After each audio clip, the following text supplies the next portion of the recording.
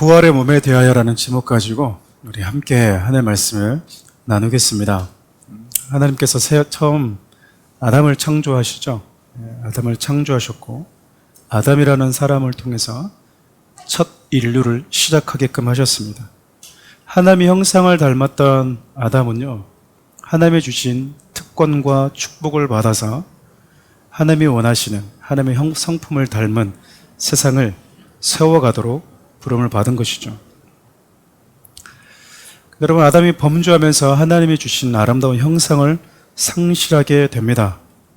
그 이후 인간은요, 하나님의 말씀과 그분의 통치 안에 머물기를 거부하게 됩니다.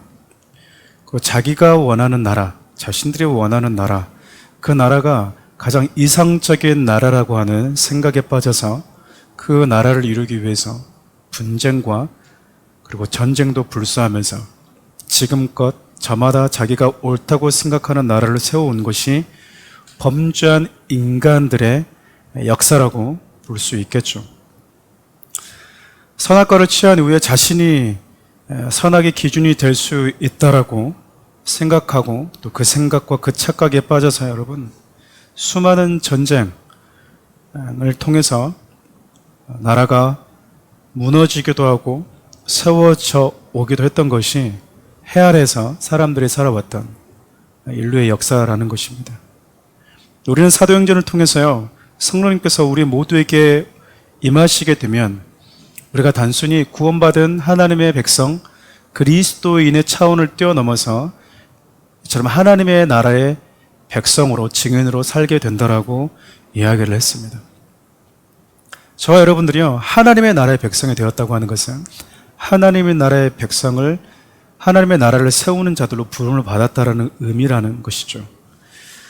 하나님의 나라를 세우는 자로 살자라고 하는 말을 여러분들이 좀 오해하실 수 있습니다.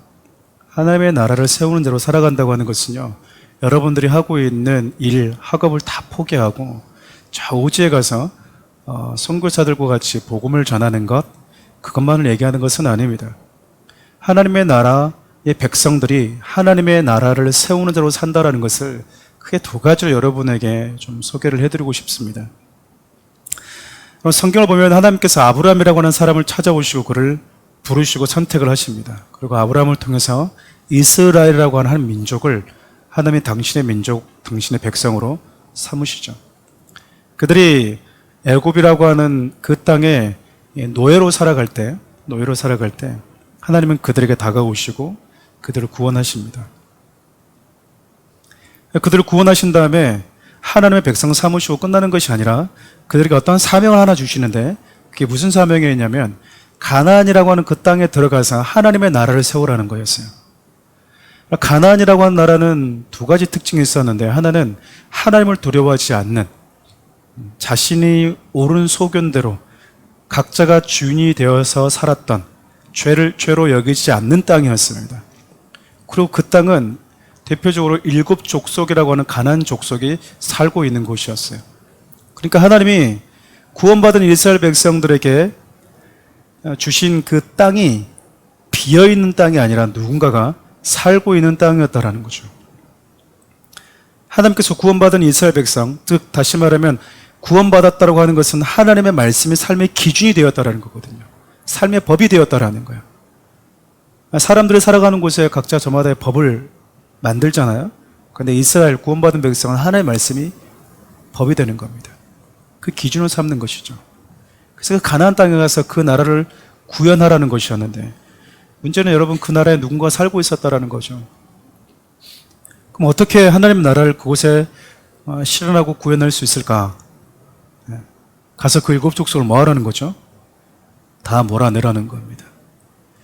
싸워서, 피 흘리기까지 싸워서 그 나라의 죄악들을 다 몰아내라. 그것을 저와 여러분들의 개개인의 삶의 내면으로 우리가 가지고 와서 적용을 해본다면, 저와 여러분들이 예수를 믿을 때 너희가 하나님의 자녀이고 백성이다라고 하는 그 증거로 성령님이 우리 안에 오시게 됩니다. 우리가 구원받았다고 하는 증거가 바로 그것이거든요. 그래서 내 안에 성령님이 들어오시게 되면 크고 작은 차이는 존재하지만 분명한 어떤 감각들이 생기게 되냐면, 하나님의 말씀의 기준에서 벗어날 때 내 안에 두려움과 죄책감이 들어오게 되는 것이죠. 하나님의 말씀이라고 하니 기준이 없을 때는 내가 어떻게 살든지 간에 크게 잘못했다라고 하는 그런 마음이 없는데, 하나님의 말씀의 기준을 갖고 사는 그리스도인이 된 이후에는 하나님의 말씀을 살지 않으면 우리가 영 불편합니다. 여러분들이 하나님의 말씀을 살지 않았는데 난 자유하다, 너무 기쁘다, 막 날마다 막 음악이 나온다, 내가 막 예배하지 않고 말씀을 가까이 하지 않고 기도하지 않아도 나는 너무나 즐겁다, 누굴 갖다 막 때려 불어도 그냥 너무 마음이 편하다, 그건 점검해 봐야 되는 거예요. 내가 진짜 구원받은 백성인지. 여러분, 성령님이 우리 안에 오셨다고 하는 것은요, 내 의지와 상관없이 우리가 하나님의 백성, 하나님의 자녀, 하나님께 속한 자가 되었다라는 것을 의미하거든요. 근데 문제가 하나 있어요. 소속은 하나님의 백성으로 바뀌었는데 아직 내가 살아가는 삶의 수많은 영역들 속에서는 여전히 가나안 7 족속처럼 내가 주인이라고 생각하며 살아가는 나의 옛 자아와 옛 육신의 성향과 기질들이 터줏대감 노릇하면서 여전히 버티고 있다는 겁니다. 하나님이 그걸 뭐 하라는 걸까요? 싸워가라는 겁니다. 여러분, 가장 힘든 싸움이 뭔지 아십니까? 몸짱, 몸 만드는 거, 이것도 힘든데 여러분, 내 안에 너무 오랫동안 익숙해져 있던 나의 옛 습성, 옛 자아들을, 여러분, 이거를 내 삶에서 끊어내는 게 정말 힘듭니다. 너무 힘들어요. 그러니까 하나님의 나라가, 내가 하나님의 나라라고 하는 하나님의 백성이 되었다 하더라도 내가 하나님의 사람으로, 하나님의 나라로 점점 만들어져 가고 세워져 간다라고 하는 것은요, 내 안에 주님이 주인이 되었다라는 게 선언되었음에도 불구하고 내가 예수를 만나기 이전에 내가 주인 되어 살아왔던 모든 삶의 자리가 하나님이 통치하시는 삶의 패턴으로 바뀌는 겁니다. 우리는 이것을 여러분 신앙생활이라고 그래요. 신앙생활은 교회를 오가는 차원이 아니라요, 하나님의 말씀이 내 안에 들어올 때 그 말씀이 내 삶을 지배하도록, 그 말씀이 내 삶을 지배하는데 방해가 되는 내 옛사람의 습성과 자아와 육신의 모든 기질들을 잘라내는 그 아픔을 기꺼이 감당하는 삶, 그것을 여러분 신앙생활이라고 그러는 거예요. 결국 여러분들이 교회 와서 예배 드리고 하는 여러 가지 이유 중에 하나는요, 그리스도인으로서의 삶을 배우는 것입니다. 여러분, 이것이 그 어떤 하나님의 나라를 세워간다라고 하는 그 개념보다도 더 중요한 개념이라 저는 생각해요. 왜냐하면 내 삶 가운데서 내가 하나님의 통치하시는 나라가 되어 있지 않으면 우리가 어떻게 하나님의 나라를 이렇게 확장하는 자로 세워갈 수 있겠어요? 사랑하는 우리 청년들, 사랑하는 우리 성도들이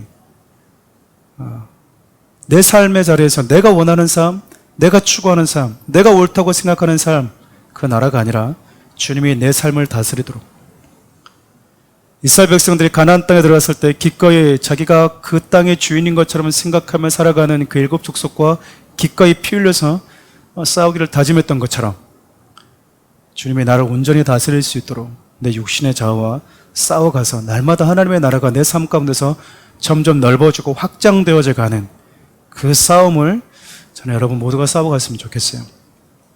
두 번째로 여러분, 하나님의 나라를 세운다는 개념은요, 그렇게 이스라엘 통해서 하나님의 말씀이 법이고 그 법이 통치하는 나라를 세운 이후에 그 백성, 즉 택함 받은 이스라엘 백성들 통해서 열방이 돌아오도록 하는 겁니다. 우리 출애굽기 19장 5절에서 6절 말씀 함께 읽겠습니다. 세계가 다 내게 속하였나니 너희가 내 말을 잘 듣고 내 언약을 지키면 너희는 모든 민족 중에서 내 소유가 되겠고 너희가 내게 대하여 제사장 나라가 되며 거룩한 백성이 되리라. 너는 이 말을 이스라엘 자손에게 전할지니라. 모든 세계는 여러분 다 하나님께 속해 있습니다. 하나님의 세상을 창조하신 분이고요, 모든 만물의 주인이라는 뜻이잖아요. 그것을 인지하면서 사는 자가 있고 인지하지 못하며 사는 자가 있을 뿐이에요. 하나님은요, 범주에서 당신을 떠나버린 열방이 그대로 하나님 없이 사는 길 원하는 것이 아니라 하나님께 돌아오기를 원하십니다. 열방이 하나님께 돌아오도록 하는 데 있어서 하나님이 어떻게 그 일을 하시는가? 그 독특한 방식이 먼저 부름받은 저와 여러분들을 통해서 그 일을 하시겠다라는 거예요.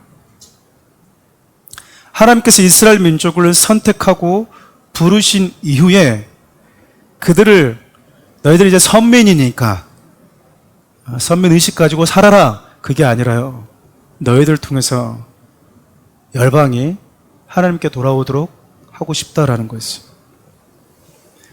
이 말은 먼저 예수 믿은 저와 여러분들을 통해서 하나님이 여러분 주위에 있는 사람들을 하나님께로 돌아오게 만들겠다라는 겁니다.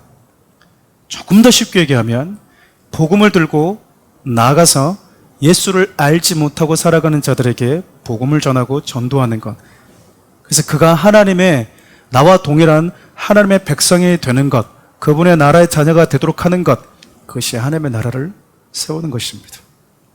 근데 하나님이 이 일을요, 방금 말씀했던 것처럼 복음을 들고 나가는 저와 여러분들을 통해서 하기를 원하신다라는 거예요. 복음, 여러분, 기쁜 소식이라고 그랬죠.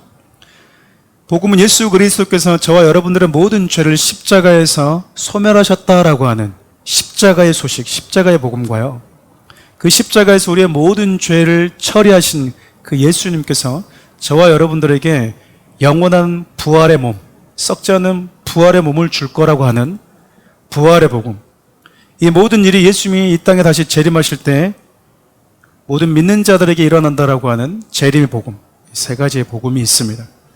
물론 복음은 하나지만 그 복음 안에 들어가 보면 이 세 가지의 의미가 담겨져 있다는 것이죠. 그래서 우리는 여러분, 이 복음을 가지고 하나님의 나라를 세워가는 존재들이기 때문에 이 복음에 대해서 이해하고 있어야 되고요, 알고 있어야 된다는 겁니다.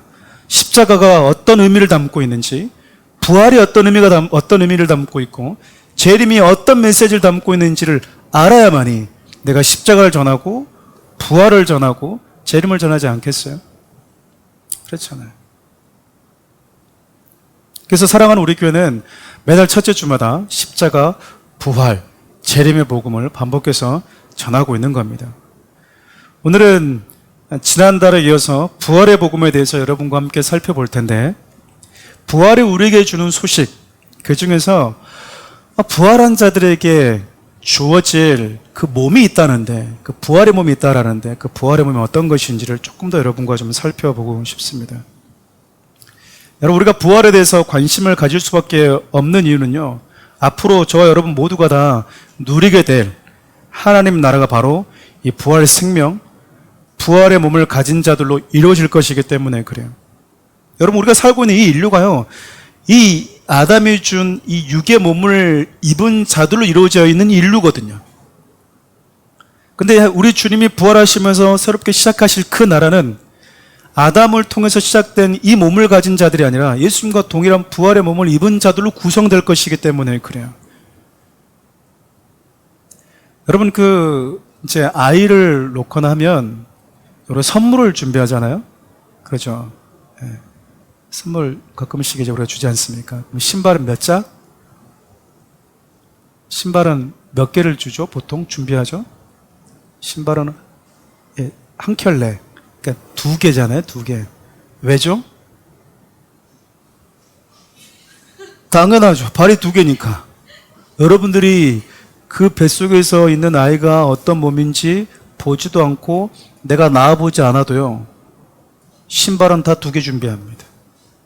그렇지 않나요? 팔 들어간 거 4개 준비하지는 않아요. 왜죠? 사람의 몸으로 태어나는 모든 존재는 발이 2개고 손이 2개라는 걸 다 알고 있기 때문에 그래요. 저 여러분들의 살아갈 세상, 우리 주님이 이 땅에 재림하셨을 때 부활 생명을 가진 자들이 얻게 될 그 부활의 몸이 어떤 것인지 성경은요, 알기를 원하세요. 알기를 원하신다고요. 먼저 여러분, 우리 모두가 공감하는 것이 있는데, 생명이 심겨지게 되면 그 생명은 반드시 어떤 모양, 형태를 만들어낸다라는 건데, 우리 고린도전서 15장 35절에서 38절 함께 읽겠습니다. 누가 묻기를 죽은 자들이 어떻게 다시 살아나며 어떤 몸으로 오느냐 하리니, 어리석은 자여, 내가 뿌리는 씨가 죽지 않으면 살아나지 못하겠고, 또 내가 뿌리는 것은 장래 형체를 뿌리는 것이 아니요 다만 밀이나 다른 것의 알맹이 뿐이로되, 하나님이 그 뜻대로 그에게 형체를 주시되 각 종자에게 그 형체를 주시느니라. 가끔 닭이 먼저냐 알이 먼저냐 라는 식의 논쟁을 벌일 때가 있어요. 근데 우리가 성경을 근거로 보면 하나님은 세상을 창조하실 때 분명한 형체를 가진 모양을 먼저 만드셨고 그 형체 안에 자기와 동일한 모양을 만들어낼 수 있는 씨, 생명도 함께 주셨다라고 이야기를 합니다. 씨가 심겨지게 되면 여러분, 하나님께서는 그 씨 안에 당신이 임의로 정해준 저마다의 고유한 형태, 모양을 가지고 태어난다라고 이야기를 해요. 우리 계속해서 39절부터 40절 말씀 함께 읽겠습니다. 육체는 다 같은 육체가 아니니 하나는 사람의 육체요, 하나는 짐승의 육체요, 하나는 새의 육체요, 하나는 물고기의 육체라. 하늘에 속한 형체도 있고 땅에 속한 형체도 있으나 하늘에 속한 것의 영광이 따로 있고 땅에 속한 것의 영광이 따로 있으니. 여러분, 우리는 주위에서 다양한 육체, 다양한 몸을 가진 생명체들과 함께 살아가고 있어요. 그렇죠. 여러분 집에만 가더라도 여러분의 몸과 똑같은 몸만 가지고 있는 생명체와 살고 있는 게 아니라 다른 몸을 가지고 있는 생명체와 함께 살고 있는 분들이 계시잖아요. 그렇죠. 뭐 고양이를 키우거나 강아지를 키우거나. 방금 우리가 읽었던 고린도전서 15장 39절 말씀을 보면 우리가 살아가는 이 세상에는 짐승의 육체, 짐승의 몸을 가진 생명체도 있고 새의 육체를 가진 생명체도 있고 물고기의 모양을 가진 생명체도 있고 저와 여러분과 똑같은 사람의 모양을 가진 육체를 가진 생명체도 함께 공존하고 있다고 말합니다. 이건 사실이잖아요. 사실이잖아요. 여러분, 다양한 육체가 존재하지만 그것들의 모양을 결정짓는 것이 성경은 씨라고 이야기를 합니다. 어떤 생명이 심겨졌느냐에 따라서 몸의 모양이 결정된다는 것이죠. 저와 여러분들이요, 두 팔, 두 다리를 가지고 태어나는 이유는요, 첫사람 아담이라고 하는 존재가 가지고 있는 그 씨가 이러한 모양을 만들어내는 생명을 가진 그 생명의 속성을 가지고 있었기 때문이라는 거예요. 또 여러분, 저와 여러분들이 가지고 있는 생명은 분명하게 질병에 약하고요, 죽음에 절망적으로 약합니다. 이런 생명의 속성 역시 죽음의 운명을 벗어나지 못했던 아담이 가지고 있는 생명의 특성 때문이에요. 그가 우리에게 준 생명의 속성이 바로 죽음보다 약했기 때문이라는 겁니다. 여러분, 이와 달리 예수 그리스도를 믿는다고 하는 것은요, 예수님께서 주신 생명의 씨를 가진 존재가 되었다라는 거예요.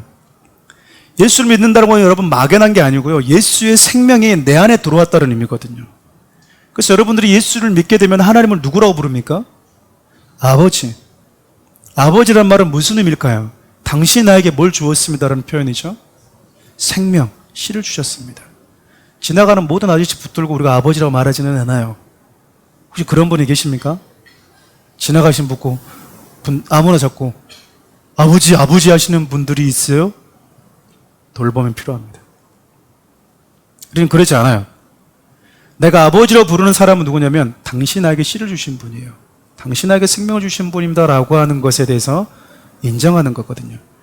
그러니까 우리가 하나님 아버지 그러면 하나님에 대한 여러 속성도 있지만 당신이 나에게 생명을 주신 분입니다, 당신이 나를 시작하시는 분이다라는 의미가 담겨져 있거든요.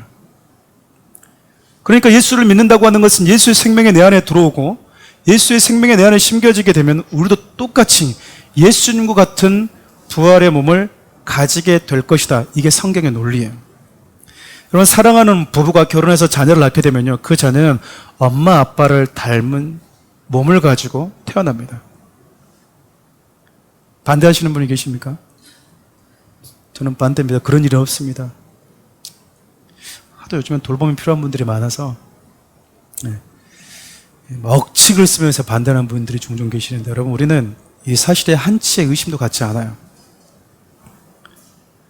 여러분들이 신생아 태어난 걸 곁에서 본 적이 있으세요? 저도 우리 집에 아이 3명을 낳았지만 신생아 태어나는 그 자리에 없었습니다. 한 번도 신생아 태어나는 그 자리에서 목도한 적이 없어요.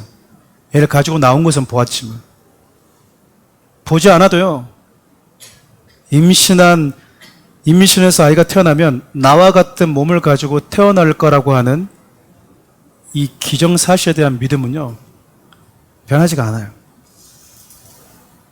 그것은 아이를 낳아본 자나 아이를 낳아보지 않은 자나 아이 낳은 것을 직접 본 자나 보지 않은 자나 똑같이 인간의 생명이 심겨지게 되면 인간과 똑같은 몸이 나온다라고 하는 것은 여러분 우리가 다 인정하는 거예요. 그렇죠? 그렇습니다. 그래요. 쓸데없는 흉내를 내본 것 같은데. 근데 여러분, 예수님의 부활을 본 사람은요, 수도 없이 많아요. 우리가 사도행전 강의를 하면서 살펴보았지만, 예수님이 십자가를 죽으시고 부활하신 다음에 그냥 하나님의 나라로 가버리면 되는데 40일 동안 이 땅에 계셨습니다. 40일간 계시면서 당신이 부활하셨다고 하는 소식을요, 많은 사람들한테 보여주세요. 수많은 사람들이 예수님의 부활을 봅니다. 한 번에 500명이 본 적도 있었고요. 예수님의 승천을 보았던 사람들도 셀 수 없이 많았습니다.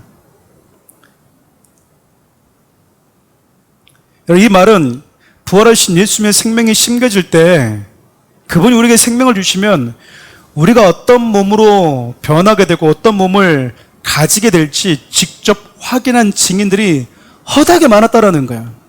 허다하게. 우리는 안 봐도 믿잖아요. 그렇잖아요? 안 봐도 믿잖아요. 근데 직접 이것을 본 증인들이 수도 없이 많았다라는 거예요. 여러분, 이렇게 부활을 처음 목도하고 부활의 몸을 가지고 오신 다시 사신 예수님을 보면서 이 사람들 마음 가운데 어떤 생각이 일어났을까요? 어떤 믿음이 생겼을까요? 이분이 생명을 주신다고 하는데, 그럼 이분이 나에게 생명을 주시면 그럼 나도 어떻게 된다라는 거예요? 나도 저분과 같은 몸을 가지게 된다라는 건가? 여러분, 이 믿음 갖지 않겠습니까? 저만 그런가요? 당연한 거잖아요, 여러분. 이거는 그렇잖아요. 우리 고린도전서 15장 53절에서 54절을 표준 세번으로 함께 읽어보겠습니다. 썩을 몸이 썩지 않을 것을 입어야 하고 죽을 몸이 죽지 않을 것을 입어야 합니다.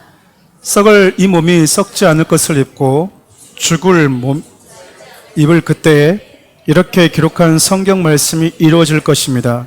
죽음을 삼키고서 승리를 얻었다. 공동 번역은 여러분 승리가 죽음을 삼켜버렸다라고 기록하거든요. 그러니까 예수님의 부활은 우리에게 어떤 의미를 주냐면 예수님이 가진 생명, 그분 안에 있는 생명, 그분이 우리에게 주시는 생명은 죽음보다 강하다라는 거예요. 우리가 이 땅을 살아가면서 인간이 겪는 수많은 두려움의 그 중심에는요, 죽음이 있어요. 죽음이 있다고요. 늙음, 병듦 다 이게 죽음이 만들어낸 격가지들이거든요. 여러분들이 무엇을 두려워하는가 한번 생각해 보세요. 그러면 그 두려움 안에는요, 죽음이라고 하는 것이 가지고 있는 그 속성이 다 있거든요. 내가 가지고 있는 이 생명이 그 죽음의 속성을 이겨내지 못한다라는 거죠. 예수님의 부활은 그분이 우리에게 그냥 그런 생명을 주는 게 아니라 죽음보다 강한 생명을 우리에게 준다라고 하는 그 분명한 메시지입니다. 모든 사람이 죽음의 저주 아래에 있고 예수님은 그 죽음의 저주를 피할 수 없는 저와 여러분들에게 죽음의 저주를 집어 삼켜버릴 수 있는 그 생명을 주겠다.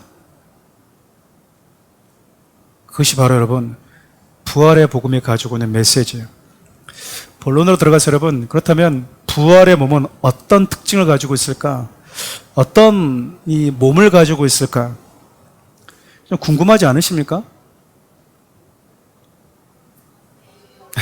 궁금하지 않으세요? 당연히 궁금하지 않나요? 부활의 몸이 도대체 어떤 몸일까? 그렇잖아요. 성경에 여러분 많이 기록되어 있어요. 우리가 또 짐작해 볼 수 있는 성경 구절도 많이 있는데 그 중에 한 본문이 바로 오늘 우리가 읽었던 본문의 구절이기도 합니다. 오늘 본문의 말씀을 보면 부활의 몸에 몇 가지 특징이 있는데 그 첫 번째 특징이 부활의 몸은요, 뼈와 살이 있어요. 뼈와 살이. 누가복음 24장 36절에서 37절 함께 읽겠습니다. 이 말을 할 때에 예수께서 친히 그들 가운데 서서 이르되 너에게 평강이 있을지어다 하시니 그들이 놀라고 무서워하여 그 보는 것을 영으로 생각하는지라. 누가복음 24장 39절에서 40절도 함께 읽어볼까요? 내 손과 발을 보고 나인 줄 알라. 또 나를 만져보라. 영은 살과 뼈가 없으되 너희 보는 바와 같이 나는 있느니라. 이 말씀을 하시고 손과 발을 보이시는. 부활하신 예수님께서 제자들에게 나타나서 평강을 말씀하세요. 평강을 말씀하셨던 이유는 제자들이 두려움을 가지고 있었는데 주님이 그들에게 주고 싶었던 참된 평강과 참된 평화는요, 죄와 죽음으로부터 해방이었거든요.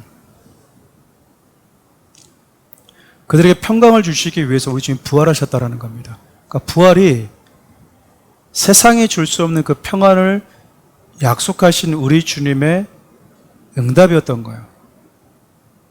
근데 우리 주님 부활하셔서 이제 가장 기쁜 소식, 너에게 진짜 내가 평강을 주러 왔어 라고 하는데 제자들이 예수님의 이 말씀을 이해를 잘 못합니다. 그리고 무서워하고 자기들이 보고 있는 게 자기 앞에서 누군가가 말하고 있는 저 예수님과 같은 분이 영이라고 착각을 했어요. 당연하죠. 왜냐하면 처음 본 몸이잖아요. 처음 보았으니까 참 신비로운 거예요. 신비롭다고. 근데 예수님의 몸은 영이 아니라 분명히 살과 뼈가 있었다라고 하죠.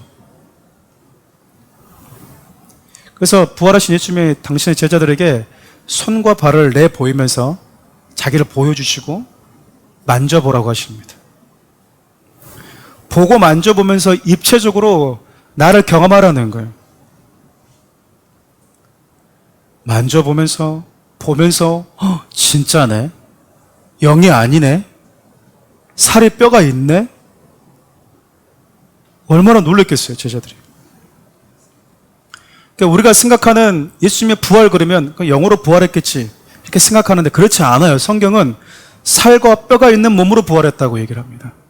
그리고 예수님이 살과 뼈가 있는 몸으로 부활하셨는데 또 뭐 하셨냐?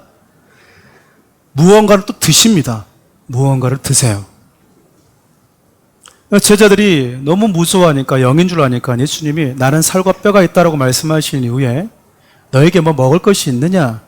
라고 해서 그들이 구운 생선을 예수님께 드리자 예수님 뭐 하시죠? 먹습니다. 그러니까 여러분, 우리가 부활의 몸 그러면 막연하게 예수 믿고 어딘가에 있는 천국에 가겠지라고 생각하는데 예수님의 부활에 하신 이 모습을 보면요, 살과 뼈가 있고 뭘 먹어요. 먹는 즐거움이 있다라는 거 아니겠어요? 여러분 믿으십니까? 네. 먹는 거 좋아하시는 분들에게는 진짜 굿 뉴스인 것 같아요.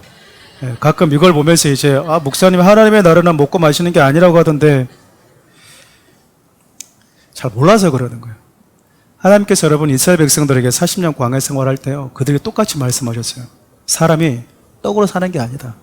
하나님의 말씀으로 사는 존재다. 그 말은 떡으로 사는 게 아니라 말씀으로 사는 존재라는 것을 통해서 인간이 가지고 있는 하나님의 인간을 어떻게 만드셨는지 한 궁극적인 메시지를 주기 위함이지, 그러니까 니들 오늘부터 굶어라 라는 말이 아니었다 그 말이에요.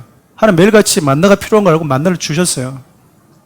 하나님의 나라는 먹고 마시는 것이 아니다 라고 하는 말이 가지고 있는 것도 마찬가지입니다.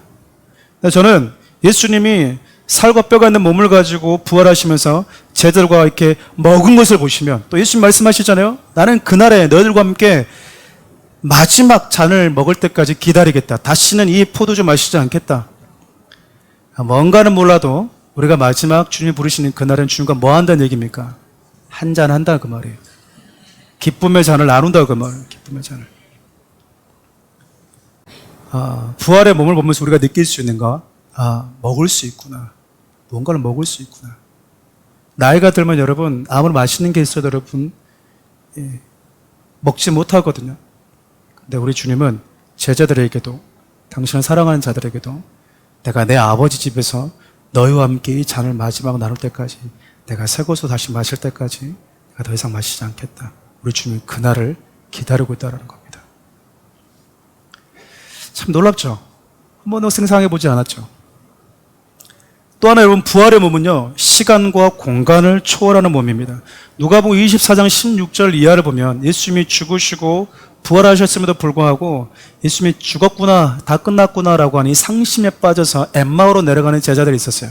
그 제자들에게 예수님이 나타나십니다. 예수님이 나타나세요. 예수님이 나타나셔서 너희들 왜 이렇게 상심하고 있니? 라고 질문하니까, 아니 당신은 지금 며칠까지 예루살렘에서 무슨 일이 일어난지 아직도 모른단 말이요?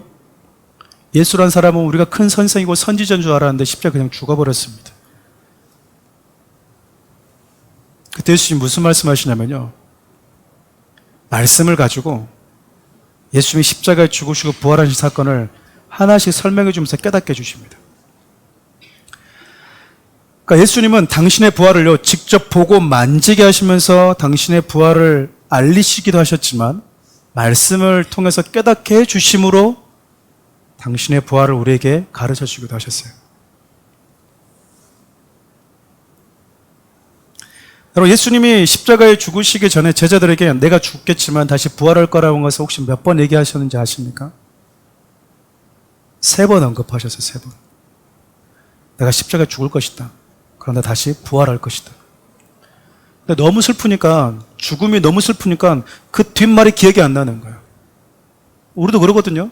하나님 우리에게 많은 말씀을 하시는데 내가 너무 슬픔과 상심과 상처에 빠져 있으면요, 그 뒤에 우리 주님이 우리에게 약속하신 회복의 메시지가 들리지가 않을 수가 있다, 그 말입니다. 근데 예수님이 지금 엠마오로 내려가는 제자들에게요, 당신의 부활을 말씀을 가지고 깨닫게 해주세요. 그리고 딱 깨닫자마자 눈이 열리게 되는 거예요. 예수님 부활하셨지. 부활하신다고 하셨지. 이 말씀을 깨닫게 해주시면 예수님이시겠구나라고 딱 보니까 예수님 보여요, 안 보여요? 예수님 보여요, 안 보여요? 안 보여요. 순간이동을 해버리시면 순간이동. 몸이 순간이동하는 몸이라 그 말이에요. 예수님이 부활의 몸은 그러니까 시간과 공간에 구애받지 않는 몸이었다라는 겁니다.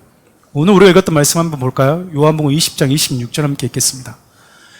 여드레를 지나서 제자들이 다시 집안에 있을 때 도마도 함께 있고 문들이 닫혔는데 예수께서 오사 가운데 서서 이르시되 너에게 평강이 있을지어다 하시고. 제자들이 지금 두렵잖아요. 왜냐하면 예수님이 죽으신 줄만 알고 있었고 이제는 예수를 추종한 자들, 자기 자신도 이제 정말 죽을 위기에 처하게 된 거예요. 그들이 할 수 있는 것은 이 사실을 알고 있는 자들, 예수를 믿고 따랐던 그 자들끼리 모여서 방문 걸어 잠그고 외부 차단하는 것뿐이었어요. 근데 예수님이 지금 이렇게 잠겨져 있는데 뭐 하시죠? 들어가 버리세요. 외부 차단하고 문을 꼭 잠가놨는데 예수님이 그냥 들어와 버린 거예요, 이렇게. 그럼 이걸 보면 예수님 몸이 영처럼 보입니다. 근데 영은 아닌 거예요. 예수님의 부활의 몸이 시간과 공간을 초월하는 몸이었던 거예요. 한 가지, 그러니까 좀 예를 들면 우리도 살아가면서 시간과 공간을 초월한다는 게 어떤 것일까? 그것을 조금 이해할 수 있게끔 도와주는 게 아마 생각이 아닐까 싶어요. 생각. 우리의 생각은 여러분, 우리 기억이라고 하는 것을 통해서 시간과 공간을 초월해서 왔다 갔다 할 수 있는 특별한 것이에요. 그렇지 않습니까? 여러분, 눈 딱 감으면요, 과거에도 갈 수 있어요. 그렇죠. 과거 어린 시절로 갈 수 있다고요. 여러분, 눈 딱 감으면요, 여러분 집에도 갈 수 있어요. 그렇지 않나요? 이해를 잘 못하시겠으면 설교 들으실 때 몸은 여기에 있는데 계속 부엌을 왔다 갔다 하시는 분들, 그런 분들이 보면 뭐예요, 지금? 부엌을 왔다 갔다 하고, 내가 가스레인지를 껐냐, 내가 집에 뭐 놔두고 오지 않았냐, 회사 뭐 없었냐. 몸은 여기 있는데 뭐 왔다 갔다 하는 거예요? 생각 계속. 내가 사인을 했냐, 결제는 했냐. 왔다 갔다, 다시 왔다 갔다, 다시 왔다 갔다. 순간에. 그죠? 생각은요, 시간과 공간을 초월하는 아주 독특한 특성을 가지고 있어요. 불완전하지만. 근데 부활의 몸이 그런 몸이라는 거야. 특별하지 않습니까? 여러분, 우리 몸은요, 상당히 신비로워요. 우리 몸은 정말 아름답습니다. 그리고 그 어떤 악기 소리보다, 우리 몸에서 나오는 소리보다 아름다운 악기 소리는 없을 정도예요. 그렇지 않나요? 물론 노래를 못하시는 분들은 인정을 안 하실 수 있어요. 그렇지만 웬만해서 여러분의 입에서 나오는 목소리가 그래서 여러분 요즘에는 좀 많이 없어졌잖아요. 성가대 같은 걸 보면 합창하잖아요.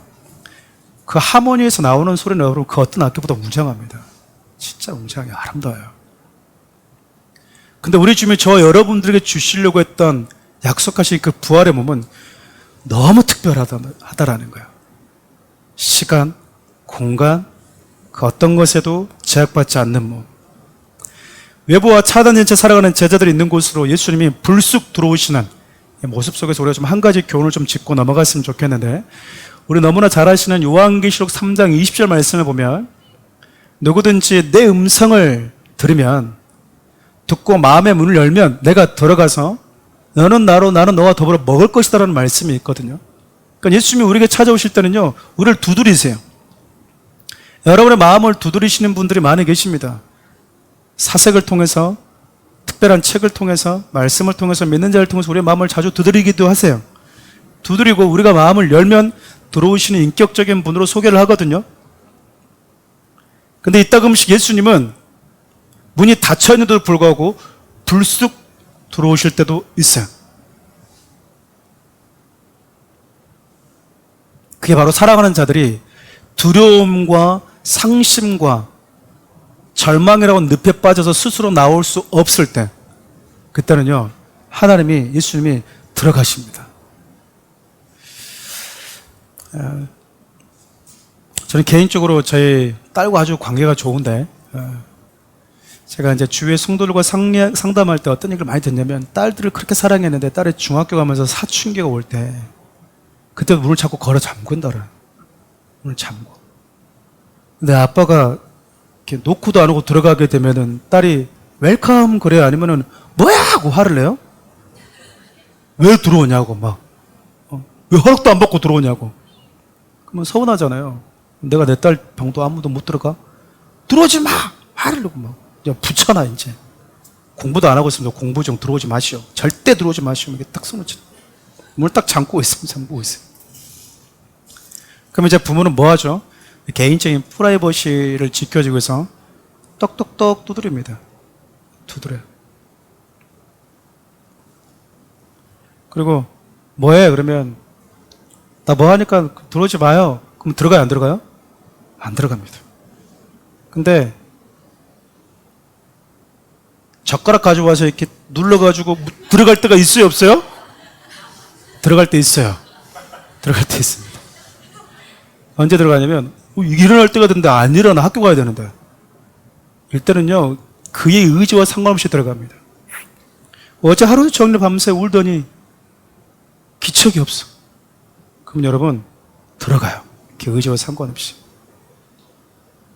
그가 스스로 방문을 열고 나올 수 있는 힘이 없다고 느껴질 때는요, 우리 집에 그냥 들어가십니다.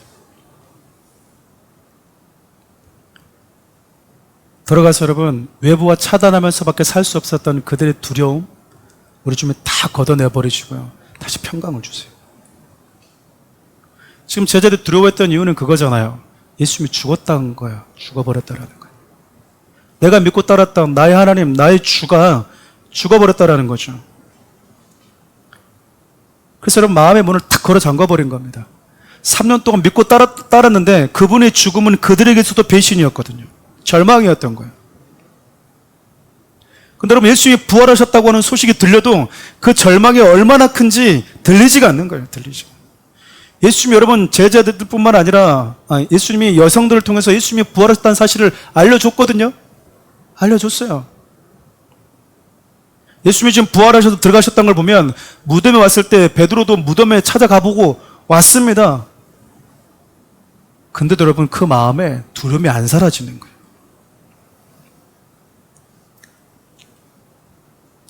그만큼 두려움과 절망이 여러분 무서워요. 마치 해방되어서 광복되었습니다, 나라를 다시 되찾았습니다 막 위에서 난리치고 다니는데 지하에 그냥 숨어가지고 여전히 무서워서 두려움에 사로잡혀 있으면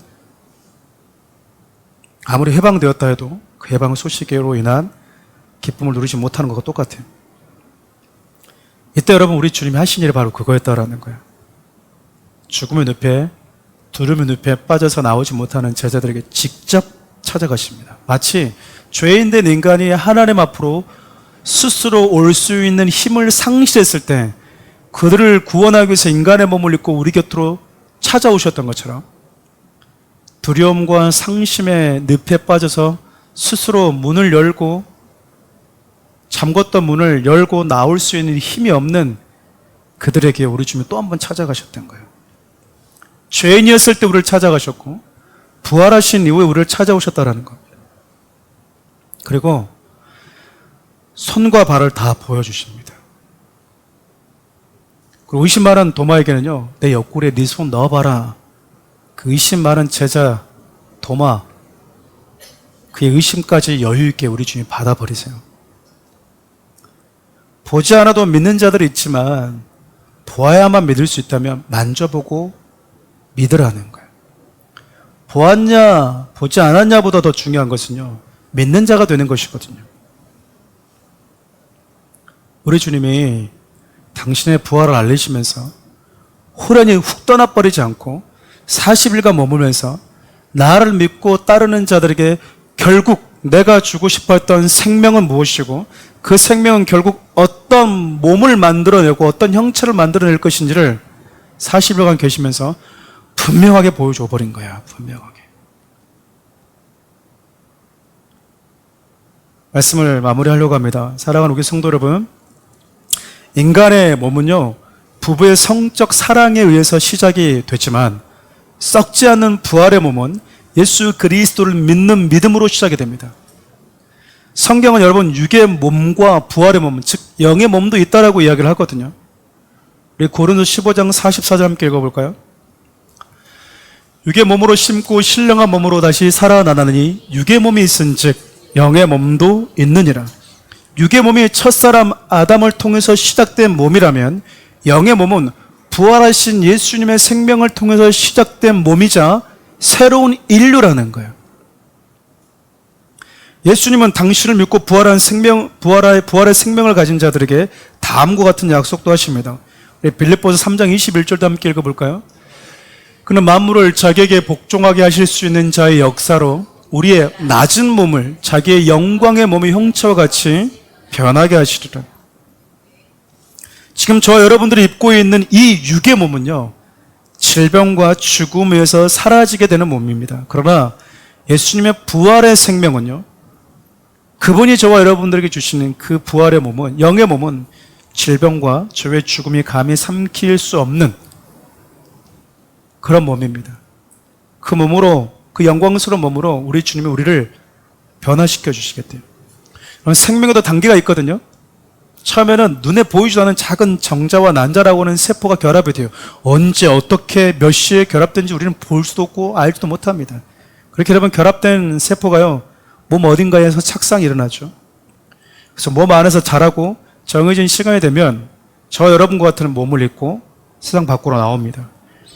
예수를 믿을 때 우리 안에 썩지 않는 이 몸을 가지고 태어날 수 있는 예수 그리스도의 부활의 생명이 우리 안에 심겨져요. 우리 안에 심겨진대요. 그 생명은요, 하나님의 말씀을 듣고 하나님의 말씀을 읽고 그 말씀에 순종하고 지켜 행할 때 점점 자라요. 그렇게 자라요. 말씀이 양식이기 때문에. 임신한 아이에게 엄마가 잘 먹을 때 아이가 엄마가 먹는 것을 자기 영양분화해서 자라잖아요. 예수의 생명이 들어온 자들은요, 하나님의 말씀이 생명이기 때문에, 양식이기 때문에 그 말씀을 듣고 읽으면서 지켜 행하면서 우리가 조금씩 근육이 생기고 살이 붙게 되는 겁니다. 그 이후에 우리 주님의 마지막 이 땅에 다시 오실 때 예수의 생명을 가진 우리 모두는 예수님과 같은 부활의 몸을 덧입게 된다. 이게 성경이 일괄적으로 얘기하고 있는 말씀이고 부활의 복음이에요.